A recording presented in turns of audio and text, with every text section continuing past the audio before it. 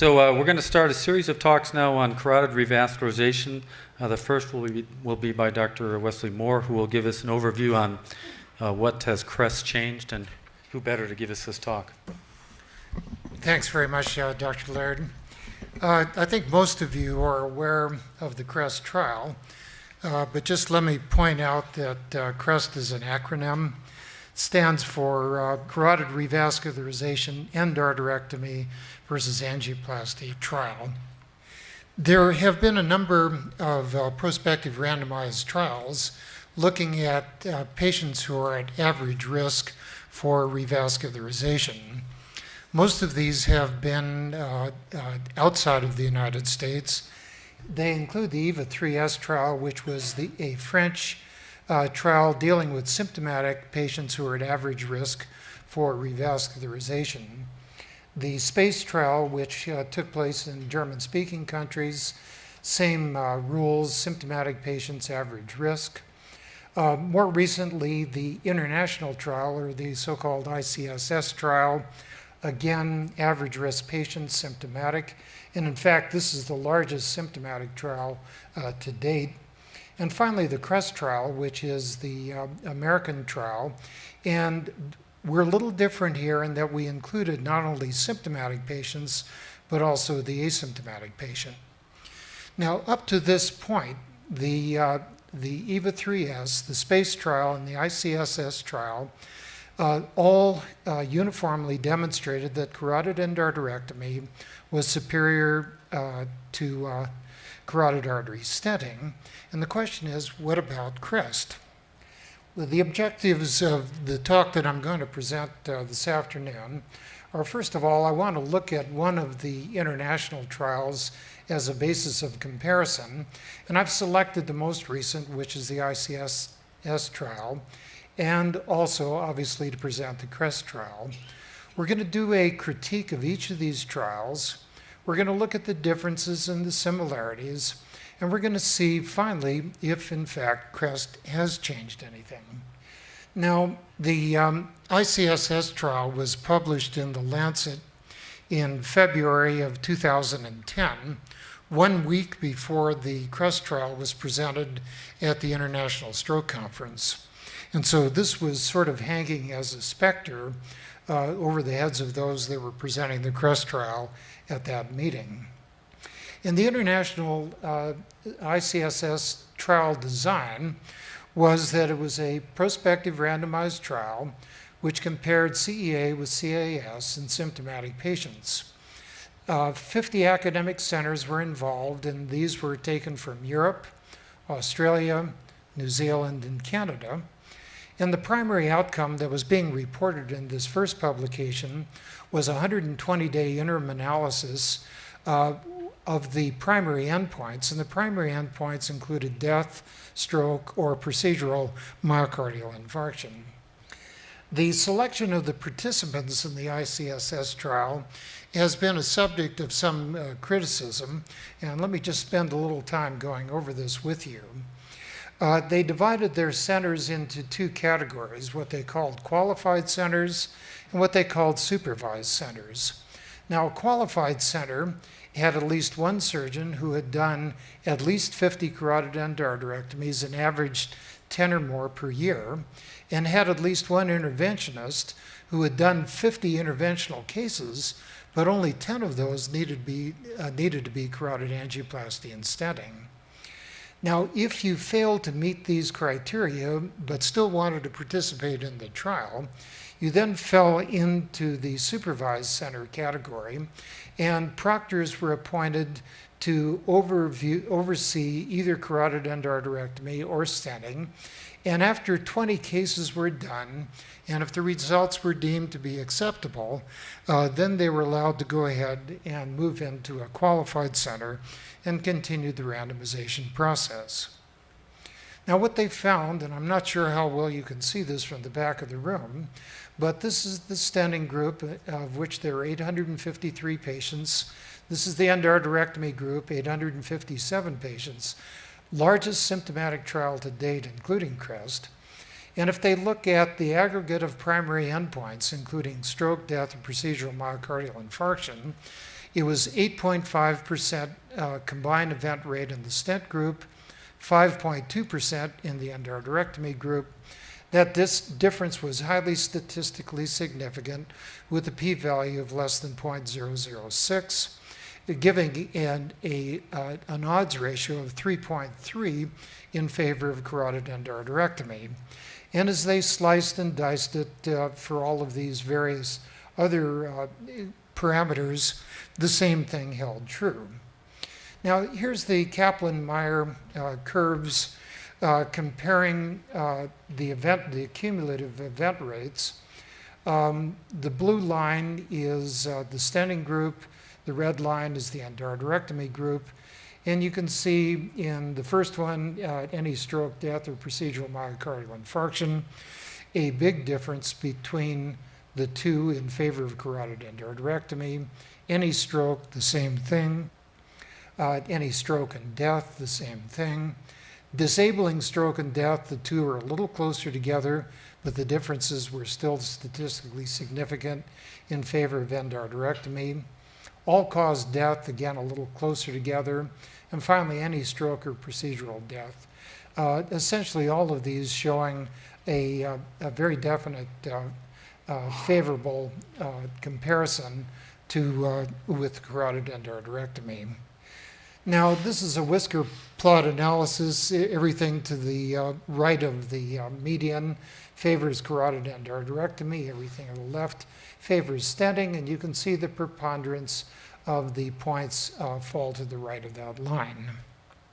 This is a meta-analysis looking at EVA3S space ICSS, and then finally the comparison or the meta-analysis of all three. The median is here. Anything to the right of the median favors endarterectomy, anything to the left favors stenting, and you can see that all of the points fall to the right.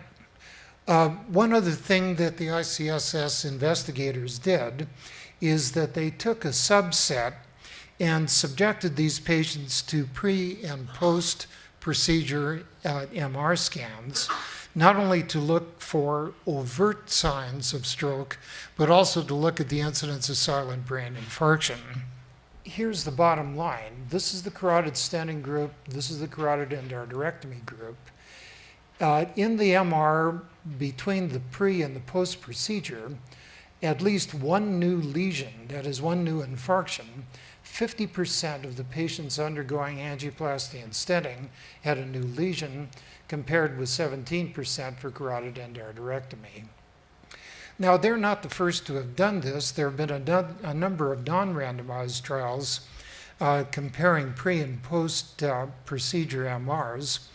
And all of these trials showed the same thing, and that is that there were far more silent brain infarcts following stenting than they were following endarterectomy. Well, let's go on to the Crest trial. This is just from the front page of the New England Journal publication, which was in July, was the July 1st issue in 2010. And the Crest trial design was a prospective randomized trial of symptomatic, it initially started out only as symptomatic, but because we were accruing patients so slowly, we decided we better add asymptomatics as well. So we've got both symptomatic and asymptomatic. Primary endpoints, once again, are death, stroke, and myocardial infarction. We had a long debate when we were designing the trial, and the thought was that one of the benefits of a less invasive procedure ought to be a lower incidence of MI, and therefore that should count to the benefit of that procedure or against endarterectomy if in fact there was a difference. And that was the rationale for including MI as one of the primary events. The trial was designed, initially we were to recruit 2,500 patients, and our statisticians told us that that would give us a 90% power to detect a 1.2% absolute treatment difference on an annual basis. Now, the lead-in phase of Crest is unique to this particular study. One of the things that we recognize, and again, the Crest trial was designed more than 10 years ago, and so there were not a lot of people out there with significant experience doing carotid angioplasty and stenting. So one of the things that we decided to do was to have a lead-in phase, during which time there would be specific training for the interventionists who did not have prior experience.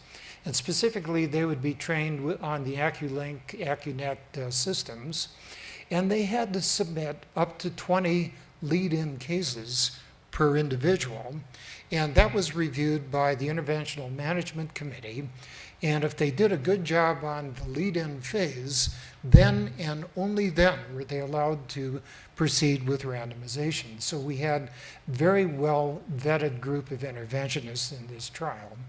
Final randomization, carotid endarterectomy, 1,240 patients, carotid angioplasty and stenting, 1,262, total of 2,502. It was virtually half and half. 47% were asymptomatic, 53% were symptomatic, and this may turn out to be a problem. The median, the first report, we were allowed to publish the data when the last patient entered into the trial had at least 1 year of follow-up. And the median follow-up for the whole group was 2.5 years. There will be subsequent publications as we accrue longer intervals of follow-up. Now the bottom line, death, stroke, and MI, carotid endarterectomy, 4.5%, carotid angioplasty and stenting, 5.2%, no statistically significant difference between the two procedures. And that is a bottom line that has been well advertised. But wait a minute. Why are we doing carotid intervention to begin with? I thought we were doing it to primarily prevent stroke. So if we look at death and stroke as two endpoints of the three, here's what we find. In carotid endarterectomy, the aggregate death and stroke rate, 2.3%. The aggregate event rate for angioplasty and stenting, 4.4%, almost twice as many. And that difference, in fact, was statistically significant at 0.005. We then tried to break it down between asymptomatic and symptomatic, and I would submit to you that there is insufficient power to do this because it was really designed to be looked at in aggregate. But having done that, here's what we found. Death, stroke, and MI in the asymptomatic patients undergoing carotid endarterectomy, 3.6%, 3.5% for angioplasty and stenting, identical. However, if we look at the post-procedure stroke rate, 1.4% for endarterectomy, the lowest rate of peri-procedural stroke for endarterectomy reported to date, 2.5% for angioplasty and stenting. That is less than the 3% threshold that the American Heart Association has recommended, and the interventionists felt pretty good about that. But in fact, there's a trend toward a lower stroke rate in the asymptomatic patient, but that difference did not achieve statistical significance, probably because of low numbers. If we look at the symptomatic patients, again, the aggregate event rates, 5.4% in carotid endarterectomy, 6.7% for angioplasty and stenting, a trend toward a higher event rates, but no statistical difference between the two. However, if we drop down to stroke as a primary event, 3.2%, consider that when you compare it with NASIT, almost half of what was reported after endarterectomy in NASIT. So we've gotten a lot better doing carotid endarterectomy. 6% for carotid angioplasty and stenting, which was equal to the NASIT data, and that's what is often being used for comparison. That difference, in fact, was statistically significant at a p-value of 0.02. There's been a lot of discussion during this meeting, not only in terms of things like patency and outcome, but how do the patients feel about the results? Or are they walking better if we've done something to their legs?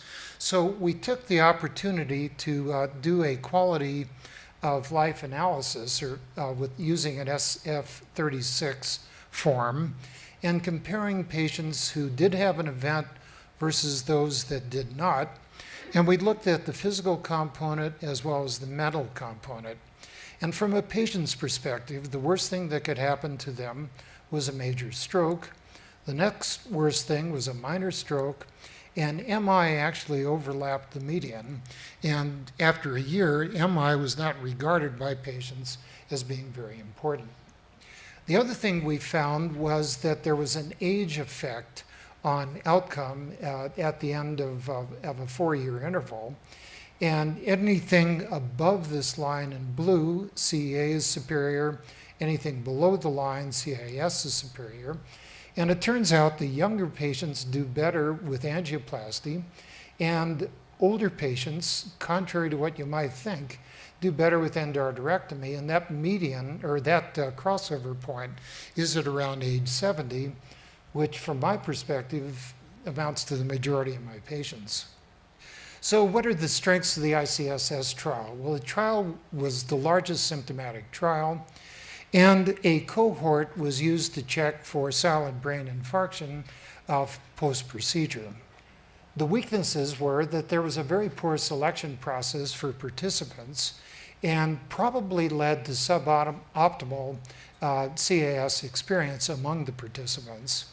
There was lack of stringent criteria for defining an MI, and the use of embolic protection devices, which we felt were mandatory, were recommended but were not mandated in this trial. The Crest trial strengths were there was a very careful selection of the interventionists with a 2-stage evaluation including a lead-in phase. We included both symptomatic and asymptomatic patients, which probably more reflects the practice in the United States, and the results of both CA and CAS are the best reported to date in the literature. Now, the Crest trial weaknesses are that we didn't have pre- and post-procedure brain imaging, so we don't know what our incidence of silent brain infarction is, and that it was powered appropriately for the whole cohort of patients, but it's probably inadequately powered to select out symptomatic from asymptomatic. So the areas of agreement for symptomatic patients, the incidence of periprocedural death and stroke was twice as great with stenting as it was with endarterectomy, and patients over the age of 70 did better with endarterectomy. The areas of disagreement is that the MI rate after carotid endarterectomy was higher in Crest than it was in ICSS. So a few conclusions. First of all, if the objective of treating lesions of the carotid artery is to prevent death and disability from stroke, then you would have to agree that CEA wins over CAS, but it wins at the expense of an increased rate of non-fatal MI. And you have to ask, are there any reasons for this? Well, the obvious reason is one's getting an open operation and a general anesthetic, but there's one other reason that you might want to consider. All of the patients undergoing angioplasty and stenting were on dual antiplatelet therapy. The patients undergoing carotid endarterectomy were on aspirin alone, and that may have had some effect in terms of the difference in MI rate. From the patient's perspective, stroke is more important and more disabling than an MI. And while the long-term effects on survival in patients who experienced non-fatal MI compared to those that did not in Crest is yet to be determined, but there's a lot of evidence in the literature to suggest that life expectancy in patients who have had an MI is considerably less than those who have not. So that's a ding against carotid endarterectomy. And finally, patients over the age of 70 do better with CEA. So to answer the question, what's Crest changed? Well, I'd have to say probably not a lot. We now know that carotid endarterectomy does better in reducing stroke risk, but it does so at the expense of a higher MI rate. We now know that patients over the age of 70 do better with CEA. We now know that in the hands of highly selected interventionists and qualified surgeons, the results of CEA and CAS in the United States are the best reported to date. and that the results of CAS are likely to improve with time and improvement in technology. And I would suggest to you that one of the areas that could be improved upon is using something other than a transfemoral approach to get to the lesion. When you use a transfemoral approach, you have to deal with a disadvantaged arch. And it may be that the older age population that has a higher event rate with CAS may do so because there's a higher incidence of type 3 arches and a higher incidence of plaque within the arch. So if you could bypass the arch and do a direct carotid stick, you might obviate all of those problems. And the challenge to carotid endarterectomy is to reduce the risk of MI, and I think we can do that with better medical management. Remember, when this started 11 years ago, statins were not a routine. Now everybody's on a statin, they're on a beta blocker or an ACE inhibitor, and maybe we ought to start using dual antiplatelet therapy on the patients in whom we do carotid endarterectomy. Thanks for your attention.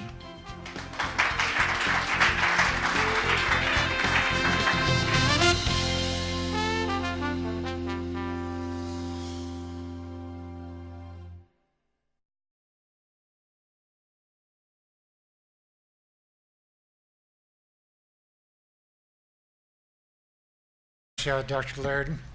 I think most of you are aware of the Crest trial, but just let me point out that Crest is an acronym. It stands for Carotid Revascularization Endarterectomy versus Angioplasty Trial. There have been a number of prospective randomized trials looking at patients who are at average risk for revascularization. Most of these have been outside of the United States.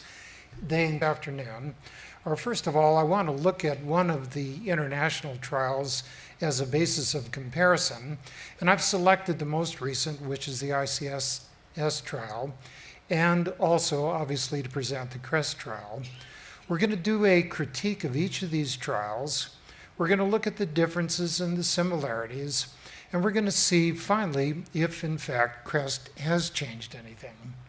Now, the ICSS trial was published in The Lancet in February. The EVA-3S trial, which was a French trial dealing with symptomatic patients who are at average risk for revascularization. The SPACE trial, which took place in German-speaking countries, same rules, symptomatic patients, average risk. More recently, the international trial, or the so-called ICSS trial, again, average risk patients, symptomatic. And in fact, this is the largest symptomatic trial to date. And finally, the Crest trial, which is the American trial. And we're a little different here in that we included not only symptomatic patients, but also the asymptomatic patient. Now, up to this point, the EVA-3S, the SPACE trial, and the ICSS trial all uniformly demonstrated that carotid endarterectomy was superior to carotid artery stenting. And the question is, what about Crest? Well, the objectives of the talk that I'm going to present this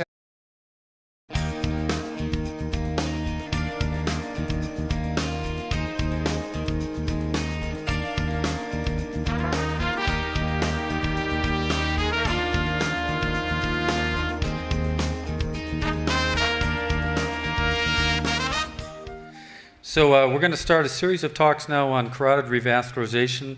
The first will be by Dr. Wesley Moore, who will give us an overview on what has Crest changed, and who better to give us this talk. Thanks very much.